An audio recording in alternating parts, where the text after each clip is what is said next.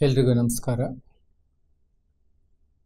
ಗೀತಾ ದರ್ಶನದ ಈ ಕಾರ್ಯಕ್ರಮದಲ್ಲಿ ನಾವು ಇಂದಿನ ಎಪಿಸೋಡ್ನಲ್ಲಿ ತಿಳ್ಕೊಂಡ್ವಿ, ಅರ್ಜುನನಿಗೆ ತಪ್ಪು ಕಲ್ಪನೆಗಳಿತ್ತು, ಅವನಿಗೆ ನಂಬಿಕೆಗಳು ತಪ್ಪಾಗಿತ್ತು. ಆ ನಂಬಿಕೆಗಳನ್ನು ನಾವು ಬದಲಾಯಿಸಬೇಕಾಗಿದೆ ಮತ್ತು ಅವನು ಕೆಲವು ವಿಷಚಕ್ರಗಳಿಗೆ ಸಿಗಾಕೊಂಡಿತ್ತು. ಲಿಮಿಟೇಷನ್ಸ್ ಅಂತೇಳಿ ಕರಿತೀವಿ, ಲಿಮಿಟೆಡ್ ಥಿಂಕಿಂಗ್ ಅಂತೇಳಿ ನಾವು ಕರಿತೀವಿ. ಹಾಗೆಯೇ ಅವನ ಲಾಜಿಕಲ್ ಥಿಂಕಿಂಗ್ ಆಗಲಿ ಅಥವಾ ಪಾಸಿಬಿಲಿಟಿ ಥಿಂಕಿಂಗ್ ಆಗಲಿ ತಪ್ಪಾಗಿತ್ತು. ಅವನು ಪಲಾಯನವಾದ ಅಂದರೆ ನಿರೋಸಿಸ್ ಅಂತೇಳಿ ಕರಿತೀವಿ, ಅಂದರೆ ಮಾನಸಿಕವಾಗಿರ್ತಕ್ಕಂತಹ ಅಸ್ವಸ್ಥತೆಗೆ ಅವನು ಒಳಗಾಗಿದ್ದ. ಅವನನ್ನು ಹೊರಗಡೆ ತರಲಿಕ್ಕಾಗಿ ಇಲ್ಲಿ ಈ ತಪ್ಪು ಅರ್ಥಗಳಿಂದ, ತಪ್ಪು ನಂಬಿಕೆಗಳಿಂದ, ನಮ್ಮ ನಿರ್ಬಂಧಿತವಾಗಿರ್ತಕ್ಕಂತಹ ಆಲೋಚನೆಗಳಿಂದ, ಅಂದರೆ ಲಿಮಿಟೆಡ್ ಆಲೋಚನೆಗಳಿಂದ ನಾವು ಹೊರಗಡೆ ಬರಬೇಕು ಅಂತ ಹೇಳಿದರೆ ನಾವು ಏನು ಮಾಡಬೇಕಾಗ್ತದೆ ಅನ್ನೋದನ್ನು ನಮಗೆ 2ನೇ ಅಧ್ಯಾಯ, 1ನೇ ಅಧ್ಯಾಯನೋ ನಾವು ವಿಷಾದ ಯೋಗ ಅಂತೇಳಿ ಕರಿತೀವಿ. ನಾನು ಈಗಾಗಲೇ ಹೇಳಿದೆ, ಅಧ್ಯಾಯಗಳನ್ನೋದು ನಮ್ಮ ಅನುಕೂಲಕ್ಕೋಸ್ಕರವಾಗಿ. 2ನೇದಾಗಿ ಸಾಂಖ್ಯ ಯೋಗ ಅಂತೇಳಿ ಕರೀಲಾಗ್ತದೆ. ಇದರಲ್ಲಿ ಸಾಂಖ್ಯ ಅಂದರೆ ಜ್ಞಾನ ಅಂತೇಳಿ ಕರೀಲಾಗ್ತದೆ. ಅಂದರೆ ಯಾವ ಜ್ಞಾನವನ್ನು ಪಡೆದುಕೊಂಡರೆ ನಾವು ತಪ್ಪು ಕಲ್ಪನೆಗಳಿಂದ ಹೊರಗಡೆ ಬರ್ತೀವಿ, ಅದು ಭಾಳಷ್ಟು ಮುಖ್ಯವಾಗಿರ್ತಕ್ಕಂಥದ್ದು. ಅದಕ್ಕೆ ಗೀತಾಚಾರ್ಯನಾಗಿರ್ತಕ್ಕಂಥ ಭಗವಂತ ಆ ತಪ್ಪು ಕಲ್ಪನೆಗಳಿಂದ ಹೊರಗಡೆ ಬರಲಿಕ್ಕಾಗಿ ಹಲವಾರು ಮಾರ್ಗದರ್ಶನವನ್ನು ಅವನು ಮಾಡ್ತಾನೆ. ನಾವು 1ನೇದಾಗಿ ಅವನು ಆತ್ಮಜ್ಞಾನವನ್ನು ಇದರಲ್ಲಿ ಕೊಡ್ತಾ ಹೋಗ್ತಾನೆ. ದೇಹಿನೋಸ್ಮಿನ್ ಯಥಾ ದೇಹ ಕೌಮಾರಂ ಯೌವನಂ ಜರತತ ದೇಹಾಂತರ ಪ್ರಾಪ್ತಿ ಧೀರಸ್ತತ್ರ ಮಹ್ಯತಿ ಅಂತೇಳಿ ಹೇಳ್ತಾನೆ. ಅಂದರೆ ನೋಡು, ಈ ಶರೀರ ಏನಿದೆ, ಶರೀರದ ಬಗ್ಗೆ ನಿನ್ನ ಜ್ಞಾನವನ್ನು ತಿಳ್ಕೊ ಮೊದಲು. ಆಗ ನೀನು ನಿನ್ನ ತಪ್ಪು ಕಲ್ಪನೆಗಳಿಂದ, ನಿನ್ನ ವಿಷಚಕ್ರಗಳಿಂದ ನೀನು ಹೊರಗಡೆ ಬರ್ತೀಯಾ ಅಂತ ಹೇಳ್ತಾನೆ. ದೇಹಿನೋಸ್ಮಿನ್ ಯಥಾ ದೇಹ ಅಂದರೆ ಈ ದೇಹ ಏನಿದೆ ಇದು ಬಾಲ್ಯ, ಯೌವನ, ವೃದ್ಧಾವಸ್ಥೆಯಲ್ಲಿ ಬಂದು ಪರಿವರ್ತನಾಶೀಲವಾಗಿರ್ತಕ್ಕಂಥದ್ದು. ಅಂದರೆ ಇಲ್ಲಿ ಪ್ರಕೃತಿ, ಪುರುಷ ಮತ್ತು ಪರಮಾತ್ಮನಿಗಿರ್ತಕ್ಕಂಥ ವ್ಯತ್ಯಾಸವನ್ನು ತಿಳಿಸ್ಕೊಡ್ತಾನೆ. ಅಂದರೆ ಇಲ್ಲಿ ಆಧ್ಯಾತ್ಮಿಕ ಸಾಧಕರಿರ್ಬೋದು ಅಥವಾ ಲೌಕಿಕದಲ್ಲಿ ಸಾಧನೆ ಮಾಡ್ತಕ್ಕಂಥ ಯಾರೇ ಸಾಧಕರಿರ್ಬೋದು, ಸಾಧಕರಿಗೆ ಬೇಕಾಗುವ ಎಲ್ಲ ಮೌಲ್ಯಗಳನ್ನು ಇಲ್ಲಿ ಕಟ್ಟಿಕೊಡ್ತಾ ಹೋಗ್ತಾನೆ. 1ನೇ ಅಧ್ಯಾಯದಲ್ಲಿ ನೀವೊಂದು ಪಕ್ಷ ಮಮಕಾರಗಳಿಗೆ ಅಥವಾ ಅರಿಷಡ್ ವರ್ಗಗಳಿಗೆ ನೀವು ಏನಾದರೂ ನಿಮ್ಮ ಇಂದ್ರಿಯಗಳಿಗೆ ದಾಸರಾದರೆ ಯಾವ ರೀತಿಯಲ್ಲಿ ನಿಮ್ಮ ಆಧ್ಯಾತ್ಮಿಕ ಸಾಧನೆ ಮುಂದುವರಿಲಿಕ್ಕೆ ಸಾಧ್ಯತೆ ಇಲ್ಲ. ಅಥವಾ ನೀವು ಯಾವುದೇ ಸಾಧಕರಿರ್ಬೋದು ಆಯಾಯ ಕ್ಷೇತ್ರಗಳಲ್ಲಿ, ಆ ಸಾಧಕರು ಯಾವುದೇ ಕಾರಣಕ್ಕಾಗಿ ಸಾಧನೆಯನ್ನು ಮಾಡಬೇಕಾದ್ರೆ ನೀವು ಆಕರ್ಷಣೆಗಳಿಗೆ ಅಥವಾ ಪ್ರಲೋಭಗಳಿಗೆ ಅಥವಾ ಮಾನಸಿಕವಾಗಿರ್ತಕ್ಕಂಥ ದುರ್ಬಲತೆಗಳಿಗೆ ಒಳಗಾಗಬಾರ್ದು ಅನ್ನೋದನ್ನು ಹೇಳ್ತಾ ಹೋಗ್ತಾರೆ. ಹಾಗೆಯೇ ಈ ಬಾಲ್ಯ, ಯೌವನ, ವೃದ್ಧಾವಸ್ಥೆಯಲ್ಲಿ ಬರ್ತಕ್ಕಂಥ ಈ ಶರೀರ ಏನಿದ್ದಾನೆ, ಈ ಶರೀರ ಒಂದಲ್ಲ ಒಂದು ದಿವಸ ವಿನಾಶಿ ಆಗ್ತದೆ. ಈ ವಿನಾಶಿ ಶರೀರದ ಬಗ್ಗೆ ಅವನು ಪರಿಚಯ ಮಾಡಿಕೊಡ್ತಾ ಹೋಗ್ತಾನೆ. ಅಂದರೆ ಶರೀರ ಒಂದು ಸರಿ ವಿನಾಶ ಆಗ್ತದೆ. ನಾವು ಹುಟ್ಟಿನಿಂದ ಸಾಯೋವರೆಗೆ ಒಂದೇ ರೀತಿಯಲ್ಲಿರೋದಿಲ್ಲ. ಬಾಲ್ಯಾವಸ್ಥೆಯಲ್ಲಿ ಇರ್ತೀವಿ, ಯೌವನಾವಸ್ಥೆಯಲ್ಲಿ ಇರ್ತೀವಿ, ಪ್ರೌಢಾವಸ್ಥೆ, ವೃದ್ಧಾವಸ್ಥೆ ಮತ್ತು ಈ ಹಣಾವಸ್ಥೆಗೆ ತಲುಪ್ತೀವಿ. ಅಂದರೆ ಈ ಎಲ್ಲ ಅವಸ್ಥೆಗಳಲ್ಲಿಯೂ ನಮ್ಮ ಸಾಮರ್ಥ್ಯ ಒಂದೇ ಇರೋದಿಲ್ಲ. ನಮ್ಮ ಸಾಮರ್ಥ್ಯ ಬಾಲ್ಯಾವಸ್ಥೆಯಲ್ಲಿ ಆಸಕ್ತಿ ಇರ್ತದೆ, ಕಲಿಬೇಕು ಅಂತಕ್ಕಂಥ, ಸಾಧಕ ಆಗಬೇಕು ಅಂತಕ್ಕಂಥ ಅದಮ್ಯವಾಗಿರ್ತಕ್ಕಂಥ ಆಶಯಗಳನ್ನು ಹೊತ್ತಿರ್ತೀವಿ. ನಾವು ಕೇವಲ ಯೌವನ ಮತ್ತು ಪ್ರೌಢಾವಸ್ಥೆಯಲ್ಲಿ ಮಾತ್ರ ಸಾಧನೆಗಳನ್ನು ಮಾಡಲಿಕ್ಕೆ ಸಾಧ್ಯ. ದಟ್ ಈಸ್ ಒಳ್ಳೆಯ ಪವರ್. ಅಂದರೆ ಒಂದು ಫಿಸಿಕಲಿ, ಮೆಂಟಲಿ ಅಥವಾ ಸೋಷಿಯಲಿ ಅಥವಾ ಸ್ಪಿರಿಚುವಲ್ ಎಲ್ಲ ಸಾಧನೆ ಮಾಡಲಿಕ್ಕೆ ನಮಗೆ ಬೇಕಾಗಿರ್ತಕ್ಕಂಥ ಎಲ್ಲ ಸಾಮರ್ಥ್ಯ ಶಕ್ತಿಗಳಿರ್ತದೆ. ಆದರೆ ವೃದ್ಧಾವಸ್ಥೆಯಲ್ಲಿ ಅಷ್ಟೊಂದು ಸಾಮರ್ಥ್ಯ ಇರೋದಿಲ್ಲ. ಅದನ್ನೇ ಬಸವಣ್ಣವ್ರು ಹೇಳ್ತಾರೆ.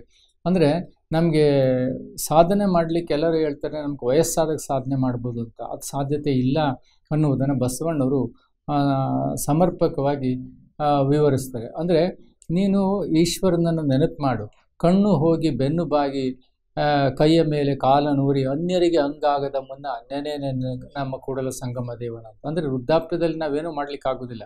ಅಲ್ಲೇನಿರ್ತದೆ ಅಂದರೆ ಬಾಲ್ಯದೋಳು ಆಡುವ ಚಪಲ, ಯವನದೋಳು ಯುವತಿಯ ಚಪಲ, ವೃದ್ಧಾಪ್ಯದೋಳು ಸಂತೆಯ ಚಿಂತೆ ಅಂತ ಹೇಳ್ಬಿಟ್ಟು ಶಂಕರಾಚಾರ್ಯರು ಹೇಳ್ತಾರೆ.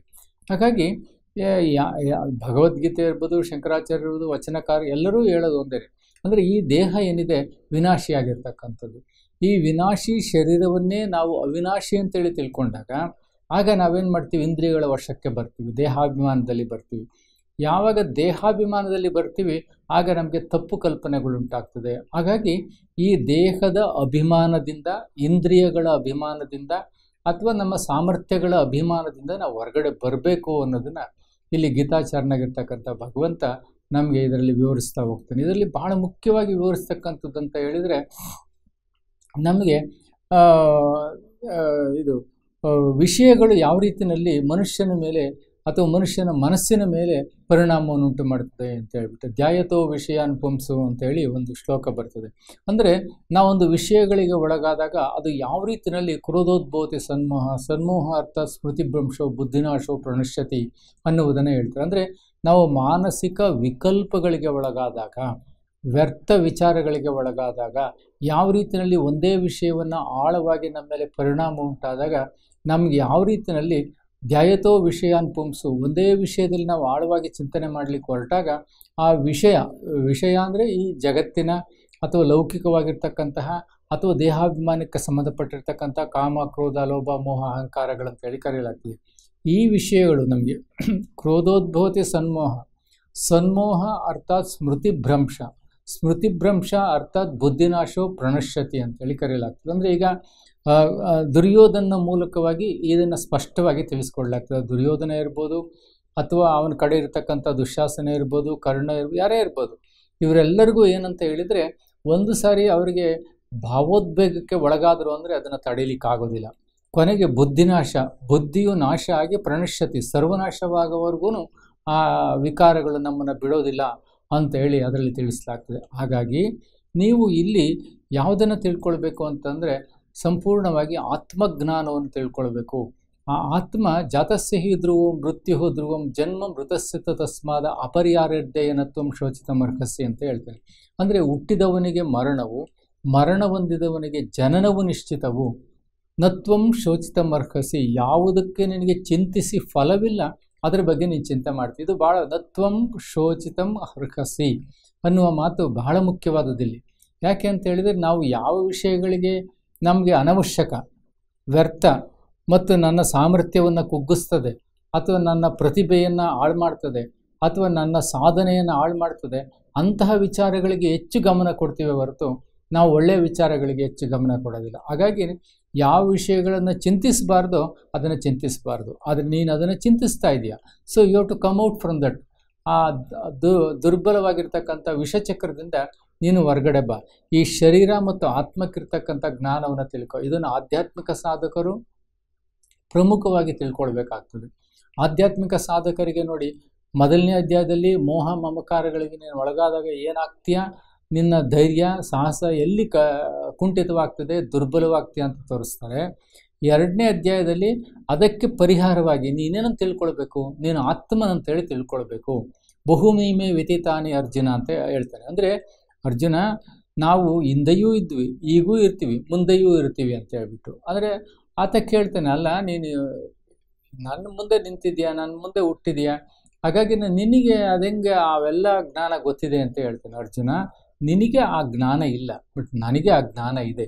ಕಾರಣ ಏನಂತ ಹೇಳಿದರೆ, ನಾನು ಜನ್ಮ ಪಡೆದರೂ ಸಹಿತವಾಗಿ ಜನ್ಮರಹಿತನಾಗಿ ನಾನು ಒಂದು ಟ್ರಸ್ಟಿಯಾಗಿ ನಾನು ಈ ಜಗತ್ತಿನಲ್ಲಿ ನನ್ನ ಪಾತ್ರವನ್ನು ನಾನು ಅಭಿನಯಿಸ್ತೀನಿ ಅನ್ನುವ ಮಾತನ್ನು ಅವನು ಹೇಳ್ತಾನೆ. ಹಾಗಾಗಿನ ಇಲ್ಲಿ ನೀನು ಈ ಆತ್ಮಜ್ಞಾನವನ್ನು ತಿಳಿದುಕೋ ಅಂತ ಹೇಳ್ತಾನೆ. ಅಂದರೆ ಅದು ಯಾವ ರೀತಿ ಇರ್ತದೆ, ನಯನಂ ಚಿಂದಂತಿ ಶಸ್ತ್ರಾಣಿ ನಯನಂ ದಹತಿ ಪಾವಕ ನಚೇದಂ ಕ್ಲೇದಿ ಅಂತ ಪ್ಯೋ ನ ಶೋಷಯತಿ ಮಾರತಃ ಅಂತೇಳಿ.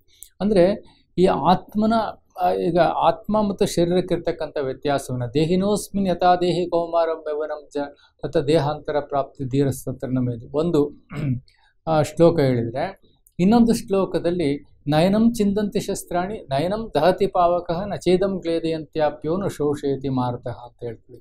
ಅಂದರೆ ಇಲ್ಲಿ ಎರಡೂ ನಾವು ಅರ್ಥ ಮಾಡ್ಕೊಳ್ಳೋದು. ಶರೀರ ವಿನಾಶಿಯಾಗಿದೆ, ಆದರೆ ಆತ್ಮ ಅವಿನಾಶಿಯಾಗಿದೆ. ಆತ್ಮನನ್ನು ಏನೂ ಮಾಡಲಿಕ್ಕಾಗೋದಿಲ್ಲ. ಯಾಕೆ ಅಂತ ಹೇಳಿದರೆ, ಅದು ಕತ್ತರಿಸ್ಲಿಕ್ಕಾಗೋದಿಲ್ಲ, ಒಣಗಿಸ್ಲಿಕ್ಕಾಗೋದಿಲ್ಲ, ಸುಡ್ಲಿಕ್ಕಾಗೋದಿಲ್ಲ, ಏನೂ ಮಾಡಲಿಕ್ಕಾಗೋದಿಲ್ಲ. ಇದನ್ನು ನೀನು ಅರ್ಥ ಮಾಡ್ಕೋ ಅಂತ ಹೇಳ್ತಾರೆ. ಹಾಗಾಗಿನ ಇದ್ರ ಜೊತೆಯಲ್ಲಿ ಅವನು ಇನ್ನೊಂದು ಮಾತನ್ನು, ಹಾಗಾದರೆ ಆತ್ಮ ಯಾವ ಸ್ವರೂಪದಲ್ಲಿರ್ತದೆ, ಹೇಗಿರ್ತದೆ, ಅದು ಒಂದು ಈಶ್ವರಿ ವಿಶ್ವದಲ್ಲಿ ಇದ್ರ ಬಗ್ಗೆ ನೋಡಿ. ಈ ಭಗವದ್ಗೀತೆಯಲ್ಲಿ ನಮಗೆ ಶಬ್ದಗಳು ಬರ್ಬೋದು, ಆದರೆ ಶಬ್ದಾರ್ಥವನ್ನು ತಿಳಿಸ್ತಕ್ಕಂಥದ್ದು ಈಶ್ವರಿ ವಿಶ್ವವಿದ್ಯಾಲಯ. ಈಶ್ವರಿ ವಿಶ್ವವಿದ್ಯಾಲಯದಲ್ಲಿ ಈ ಎರಡರ ಒಂದು ಪರಿಚಯವನ್ನು, ಅದು ಶರೀರದ ಜ್ಞಾನ ಇರ್ಬೋದು, ಅನಾಟಮಿ ಫಿಸಿಯಾಲಜಿ ಇರ್ಬೋದು, ಅಥವಾ ಆತ್ಮನ ಅಂತರಂಗ ಇರ್ಬೋದು, ಆತ್ಮನ ಅಸ್ತಿತ್ವ ಇರ್ಬೋದು. ಆತ್ಮ ಎಲ್ಲಿರ್ತದೆ, ಎರಡು ಹುಬ್ಬುಗಳ ಮಧ್ಯ, ಅಂದರೆ ನಾವು ಏನು ಗಂಧ ಅಕ್ಷತೆ ತಿಲಕವನ್ನು ಇಡ್ತೀವಿ, ಅಲ್ಲಿ ಆತ್ಮ ಕುಳಿತಿರ್ತದೆ. ಆತ್ಮನ ಅಂತರಂಗ ಹೇಗಿರ್ತದೆ? ಮನಸ್ಸು ಬುದ್ಧಿ ಸಂಸ್ಕಾರಗಳಿಂದ ಕೂಡಿರ್ತದೆ. ಹಾಗಾದರೆ ಮನಸ್ಸು ಏನು ಮಾಡ್ತದೆ, ಬುದ್ಧಿ ಏನು ಮಾಡ್ತದೆ, ಸಂಸ್ಕಾರ ಏನು ಮಾಡ್ತದೆ, ಇದನ್ನು ಮುಂದೆ ಡೀಟೇಲಾಗಿ ತಿಳ್ಕೊಳ್ಳೋಣ. ಇಷ್ಟನ್ನು ಈ ಅಧ್ಯಾಯದಲ್ಲಿ ತಿಳ್ಕೊಳ್ಳೋಣ. ಈ ಶರೀರ ವಿನಾಶ ಆಗಿದೆ, ಆತ್ಮನು ಅವಿನಾಶಿಯಾಗಿರ್ತಕ್ಕಂಥವನು ಎರಡು ಹುಬ್ಬುಗಳ ಮಧ್ಯದಲ್ಲಿ ಮುಂದಿನ ಕೆಲವು ಅಧ್ಯಾಯಗಳಲ್ಲಿ ತಿಳಿಸ್ಕೊಡ್ಲಾಗ್ತದೆ. ಅಲ್ಲಿ ಧ್ಯಾನ ಯೋಗ ಅಂತೇಳಿ ಬಂದಾಗ ನಾವು ಹೇಗೆ ಧ್ಯಾನ ಮಾಡಬೇಕು, ಮೈಚ ಅನನ್ಯ ಭಕ್ತಿ ವಿಚಾರಣೆ ಹೇಗಿರಬೇಕಾಗ್ತದೆ, ನಮ್ಮ ಮೂಗಿನ ಮೇಲೆ ನಾವು ಹೇಗೆ ಆವೃತ್ತಿ ಕೇಂದ್ರೀಕರಿಸಬೇಕಾಗ್ತದೆ. ಅರ್ಥಾತ್ ಅದರ ಅರ್ಥ ಏನಂತಂದರೆ, ನಾವು ಎರಡು ಹುಬ್ಬುಗಳ ನಡುವೆ ನಾವು ಆ ಆತ್ಮನ ಮೇಲೆ ಆತ್ಮಯೋಗವನ್ನು ಹೇಗೆ ಮಾಡಬೇಕಾಗ್ತದೆ ಅಂತೇಳಿ ತಿಳಿಸ್ಕೊಡ್ಲಾಗ್ತದೆ. ಹಾಗೆಯೇ ಈ ಜ್ಞಾನವನ್ನು ನೀನು ತಿಳ್ಕೊಳ್ಬೇಕಾದ್ರೆ ನೋಡಿ, ಈ ಜ್ಞಾನ ಯಾವುದೇ ಆಧ್ಯಾತ್ಮ ಸಾಧನೆ ಇರ್ಬೋದು, ಅಥವಾ ನೀವು ಪರ್ಸನಾಲಿಟಿ ಡೆವಲಪ್ಮೆಂಟ್ ಇರ್ಬೋದು, ಅಥವಾ ಕಾರ್ಪೊರೇಟ್ ಯಾವುದೇ ಸೆಕ್ಟರ್ಗೆ ಹೋಗಿ, ಶ್ರದ್ಧವಾನ್ ಲಭ್ಯತೆ ಜ್ಞಾನಂ, ಇದೆಷ್ಟು ಸ್ಪಷ್ಟವಾಗಿ ನಮಗೆ ಗೊತ್ತದೆ. ಶ್ರದ್ಧೆ ಇದ್ದವನಿಗೆ ಮಾತ್ರ ಜ್ಞಾನ ಲಭಿಸ್ತದೆ ಹೊರತು ಅವನಿಗೆ ಅಶ್ರದ್ಧೆ ಇದ್ದವನಿಗೆ, ಅಸಡ್ಡೆ ಇದ್ದವನಿಗೆ, ನಿರಾಸಕ್ತಿ ಇದ್ದವನಿಗೆ, ಒಂದು ರೀತಿಯಲ್ಲಿ ಪಲಾಯನ ಮಾಡಿದವನಿಗೆ, ಸೋಮಾರಿಗೆ ಜ್ಞಾನ ಲಭ್ಯವಾಗುವುದಿಲ್ಲ. ಯಾರೇ ಒಬ್ಬ ವ್ಯಕ್ತಿ ಸಾಧಕನನ್ನು ನೋಡಿ, ಅವನು ಬೆಳಗಿನಿಂದ ಸಂಜೆವರೆಗೆ 24x7 ಅವನು ಯಾವುದೇ ಕ್ಷೇತ್ರವನ್ನು ಆಯ್ಕೆ ಮಾಡಿಕೊಡ್ತಿದ್ದೆ, ಆ ಕ್ಷೇತ್ರದ ಅಧ್ಯಯನ, ಅಧ್ಯಾಪನ, ಅಥವಾ ಅದನ್ನು ಕೂಲಂಕುಷವಾಗಿ ಅದರ ಸಾಧಕ ಬಾಧಕಗಳು, ಅನುಕೂಲ ಅನಾನುಕೂಲಗಳು, ಮೆರಿಟ್ಸ್ ಡಿಮೆರಿಟ್ಸ್, ಹೀಗೆ ಎಲ್ಲವನ್ನೂ ಅಧ್ಯಯನ ಮಾಡಿ ಆ ಕ್ಷೇತ್ರಕ್ಕೆ ಇಳಿತಾನೆ. ಹಾಗಾಗಿ ಆ ಕ್ಷೇತ್ರಕ್ಕೆ ಇಳಿಲಿಕ್ಕೆ ಕಾರಣ ಅಂದರೆ ಶ್ರದ್ಧವಾನ್, ಅಂದರೆ ಅವನು ಶ್ರದ್ಧೆಯನ್ನು ಹೊಂದಿರ್ತಾನೆ. ಶ್ರದ್ಧೆ ಅಂತ ಹೇಳಿದರೆ ಒಂದು ವಿಷಯದಲ್ಲಿ ನಾವು ನಮ್ಮ ಮನಸ್ಸನ್ನು, ನಮ್ಮ ಶರೀರವನ್ನು, ನಮ್ಮ ಜ್ಞಾನವನ್ನು, ನಮ್ಮ ಎಲ್ಲ ರೀತಿಯಾಗಿರ್ತಕ್ಕಂತಹ ಲ್ಯಾಂಡ್, ಲೇಬರ್, ಕ್ಯಾಪಿಟಲ್, ಆರ್ಗನೈಸೇಷನ್ ಅಥವಾ ಎಲ್ಲವನ್ನೂ ತೊಡಗಿಸ್ಕೊಳ್ತಕ್ಕಂಥದ್ದು. ಯಾವಾಗ ಅದರಲ್ಲಿ ತೊಡಗಿಸ್ಕೊಂಡು ಅದರಲ್ಲಿ ತಲ್ಲೀನತೆಯನ್ನು ಪಡ್ಕೊಂಡು ಅದರಲ್ಲಿ ಒಂದು ಡಿಸಿಪ್ಲಿನ್ ಅಂತೇಳಿ ನಾವು ಕರಿತೀವಿ. ಅಂದರೆ ಒಂದು ಗುರಿಯನ್ನು ಇಟ್ಕೊಂಡು ನಾವು ಡಿಸಿಪ್ಲಿನ್ ಅಂದರೆ ಒಂದು ನಿರ್ದಿಷ್ಟವಾಗಿರ್ತಕ್ಕಂತಹ ಶಿಸ್ತುಬದ್ಧವಾಗಿ ನಾವು ಸಾಧನೆಯನ್ನು ಮಾಡ್ತಕ್ಕಂಥದ್ದನ್ನು ಇಲ್ಲಿ ಕಳಿಸ್ಕೊಡ್ಲಾಗ್ತದೆ. ಹಾಗಾಗಿ ಗೀತೆ ನಮಗೆ ಶ್ರದ್ಧವಾನ್ ಲಭ್ಯತೆ ಜ್ಞಾನ ಇನ್ನೊಂದು ಅರ್ಥದಲ್ಲಿ ಹೇಳಿದ್ದು. ಧ್ಯಾಯತೋ ವಿಷಯಾನ್ ಪುಂಸ, ಅಲ್ಲಿ ಎಷ್ಟು ಇದೆ ಅಂತ ಹೇಳಿದರೆ, ಇಡೀ ಒಂದು ಸೈಕಾಲಜಿಯ ಎಲ್ಲ ಜ್ಞಾನವೂ ಅದೊಂದು ಶ್ಲೋಕದಲ್ಲಿ ಧ್ಯಾಯತೋ ವಿಷಯಾನ್ ಪುಂಸು ಅಂತೇಳಿ ಒಂದು ಶ್ಲೋಕ ಬರ್ತದೆ. ಆ ಶ್ಲೋಕದಲ್ಲಿ ಯಾವ ರೀತಿಯಲ್ಲಿ ನಮ್ಮ ಆಲೋಚನೆಗಳನ್ನು ಮಾಡ್ತಾ ಹೋದಾಗ ಆಲೋಚನೆಗಳ ಸುಳಿಯಲ್ಲಿ ನಾವು ಸಿಕ್ಕಿ ಹಾಕ್ಕೊಳ್ತೀವಿ. ನಾವು ಯಾವುದನ್ನು ನೆಗೆಟಿವ್ ಅಂದರೆ ದುರ್ಬಲವಾಗಿರೋವು, ಸೋಮಾರಿಯಾಗಿರ್ತಕ್ಕಂಥವು, ಅಥವಾ ವಿಕಾರಗಳಿಂದ ಕೂಡಿರ್ತಕ್ಕಂಥವು, ನೆಗೆಟಿವ್ ಅಂತ ಏನು ನಾವು ಕರಿತೀವಿ, ಅದರಲ್ಲಿ ನಾವು ಹೋದಾಗ ಯಾವ ರೀತಿಯಲ್ಲಿ ಅವುಗಳ ಸುಳಿಯಲ್ಲಿ ನಾವು ಸಿಕ್ಕಿ ಹಾಕ್ಕೊಳ್ತೀವಿ. ಸುಳಿಯಲ್ಲಿ ನಾವು ಸಿಕ್ಕಿ ಹಾಕ್ಕೊಂಡಾಗ ಯಾವ ರೀತಿಯಲ್ಲಿ ನಾವು ವಿನಾಶವನ್ನು ಪಡಿತೀವಿ, ಬುದ್ಧಿಯನ್ನು ಹೇಗೆ ನಾಶ ಮಾಡ್ಕೊಳ್ತೀವಿ. ಈಗ ಒಬ್ಬ ಸಿಗರೇಟ್ ಸೇರ್ತಾನೆ, ಒಬ್ಬ ಕುಡಿತಾ ಇರ್ತಾನೆ, ಅಥವಾ ಒಬ್ಬ ಕೆಟ್ಟ ಕೆಲಸ ಮಾಡ್ತಾ ಇರ್ತಾನೆ, ಅವನಿಗೆ ಎಷ್ಟೇ ಹೇಳಿದರೂ ತಿಳಿಯೋದಿಲ್ಲ. ಯಾಕೆ ಅಂತ ಹೇಳಿದರೆ ಅವನು ಅದರೊಳಗಡೆ ತಲ್ಲೀನನಾಗಿರ್ತಾನೆ, ಮುಳುಗಿರ್ತಾನೆ, ಮತ್ತು ಅದರಿಂದ ಹೊರಗಡೆ ಬರ್ತಕ್ಕಂಥ ಅವನು ಪ್ರಯತ್ನವನ್ನೇ ಅವನು ಮಾಡೋದಿಲ್ಲ. ಹಾಗಾಗಿ ಅವನಿಗೆ ಬುದ್ಧಿ ನಾಶವಾಗಿರ್ತದೆ. ಅಂದರೆ ಅವನಿಗೆ ಯಾರೇ ಮಾರ್ಗದರ್ಶನ ಮಾಡಿ, ಯಾರೇ ತಿಳುವಳಿಕೆಯನ್ನು ಹೇಳಿದರೂ ಅವನಿಗೆ ತಿಳುವಳಿಕೆ ಬರೋದಿಲ್ಲ. ಅಂದರೆ ಅವನಿಗೆ ರಿಸೀವಿಂಗ್ ಕೆಪಾಸಿಟಿನೇ ಇರೋದಿಲ್ಲ. ಅಂದರೆ ಬೇರೆಯವರು ಹೇಳ್ತಕ್ಕಂಥ ವಿಷಯಗಳನ್ನು ಅರ್ಥ ಮಾಡಿಕೊಂಡು ಅವನ ಒಂದು ಲಾಜಿಕ್ಕನ್ನು, ಅವನ ಒಂದು ಸೈಂಟಿಫಿಕ್ ಥಿಂಕಿಂಗನ್ನು, ಅವನ ಪ್ರೊಬ್ಯಾಬಿಲಿಟಿ ಥಿಂಕಿಂಗನ್ನು, ಆ್ಯಕ್ಟಿವ್ ಥಿಂಕಿಂಗನ್ನು ಬದಲಾಯಿಸ್ಕೊಳ್ತಕ್ಕಂಥ ಒಂದು ಮನಸ್ಥಿತಿ ಇರೋದಿಲ್ಲ. ಹಾಗಾಗಿ ಅವನ ಬಿಲೀಫನ್ನು, ಅಂದರೆ ಅವನ ನಂಬಿಕೆಗಳನ್ನು ಅವನು ಬದಲಾಯಿಸ್ಕೊಳ್ಳಿಕ್ಕೆ ತಯಾರಿಲ್ಲ. ಅದಕ್ಕೋಸ್ಕರವಾಗಿ ಇಲ್ಲಿ ಶ್ರದ್ಧವಾನ್ ಅರ್ಜುನನಿಗೆ ಹೇಳ್ತಕ್ಕಂಥದ್ದು, ಅಂದರೆ ಎಲ್ಲರಿಗೂ ಹೇಳ್ತಕ್ಕಂಥ ಮಾತಿದು. ಶ್ರದ್ಧೆಯಿಂದ ನಾವು ಯಾವುದೇ ವಿಷಯವನ್ನು ಕಲಿತಾ ಹೋದಾಗ ಆ ವಿಷಯ, ಆ ಸಾಧನೆ ಅಥವಾ ಆ ಶಕ್ತಿ ನಮ್ಮದಾಗ್ತದೆ ಅಂತೇಳಿ. ಇಲ್ಲಿ ಆಧ್ಯಾತ್ಮಿಕ ಸಾಧಕರಿರ್ಬೋದು, ಯಾವುದೇ ಒಂದು ವಿಷಯವನ್ನು ಕೊಡಲಾಗ್ತದೆ. ನೀನು ಆತ್ಮ ಪರಿಚಯವನ್ನು ಮಾಡಿಕೊಂಡು, ಆತ್ಮಜ್ಞಾನವನ್ನು ಪಡ್ಕೊಂಡು, ಆತ್ಮಾನುಭವವನ್ನು ಅಧ್ಯಯನ ಮಾಡು, ಸಾಧನೆ ಮಾಡು, ಅಶರೀರಿ ಸ್ಥಿತಿಯನ್ನು ಅಭ್ಯಾಸ ಮಾಡು, ಅಥವಾ ನೀನು ಟ್ರಸ್ಟಿ ಅಂದರೆ ಈ ಜಗತ್ತಿನಲ್ಲಿ ಒಂದು ನ್ಯಾರ ಪ್ಯಾರ ಅಂದರೆ ಟ್ರಸ್ಟಿಯಾಗಿದ್ದುಕೊಂಡು ಹೇಗೆ ಸೇವೆ ಮಾಡಬೇಕು ಅನ್ನೋದನ್ನು ನೀನು ತಿಳ್ಕೊ. ಹೀಗೆ ಹಲವಾರು ವಿಷಯಗಳು ಸಾಧಕರಿಗೆ ಸಿಗ್ತಾ ಹೋಗ್ತದೆ.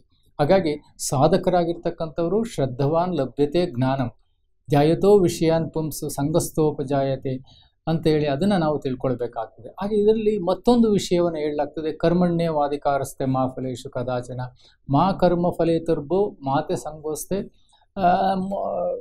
ಅಲ್ಲಿ ತಿಳಿಸ್ಕೊಡ್ಲಾಗ್ತದೆ. ಇಲ್ಲಿ ಪ್ರಮುಖವಾಗಿ ನಾವು ತಿಳ್ಕೊಳ್ಬೇಕಾಗಿರ್ತಕ್ಕಂಥದ್ದು ಏನಂತಂದರೆ, ನಮ್ಮ ಕರ್ಮವನ್ನು ನಾವು ಮಾಡಬೇಕು. ಕರ್ಮಣ್ಣೆ ವಾದಿಕಾಸ್ತೆ ಮಾಫಲೇಶು ಕದಾಚನ, ಅಂದರೆ ಅದರ ಫಲಾಫಲಗಳನ್ನು ನಿರೀಕ್ಷಿಸಬೇಡ ಅಂತ ಹೇಳ್ಬಿಟ್ಟು.